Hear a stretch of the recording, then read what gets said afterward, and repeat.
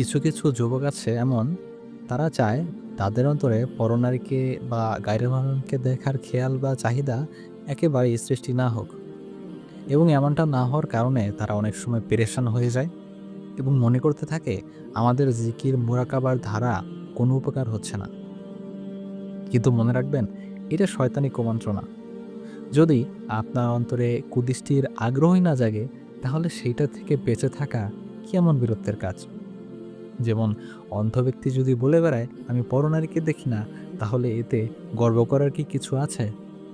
অথচ মজা তো তখন, যখন আপনার অন্তরে পরিপূর্ণ চাহিদা রয়েছে কুদৃষ্টির, কিন্তু তারপরেও আপনি গুনাহ থেকে বেঁচে থাকতে পারছেন। অন্তরে যখন আপনি লজ্জা এবং অনুতাপ সৃষ্টি করতে পারবেন এবং পরনারীর দিকে দৃষ্টি দেয়া থেকে বেঁচে থাকতে পারবেন, সেটাই হবে অনেক বড় মুজাহাদা। এবং এই জিনিসগুলো আপনাকে সারাটা জীবন ধরেই করতে থাকতে হবে। এবং নিজের অলসতা, অনেক সময় ভুল হয়ে যেতে পারে। সেই ভুলের কারণে, সেই ব্যর্থতার কারণে আল্লাহ তাআলার কাছে আন্তরিক তওবা করতে হবে এবং এই গুনাহগুলো থেকে বেঁচে থাকার জন্য আল্লাহর কাছে তাওফিক চাইতে হবে, আল্লাহর সাহায্য চাইতে হবে। আর যখন এমন অবস্থায় আপনি আল্লাহর সাথে সাক্ষাতের যাত্রা শুরু করতে পারবেন, তখন আপনার সেই যাত্রার একটি ধাপ কবরেও প্রশান্তির ঘুমে বুজে যাবে আপনার চোখ।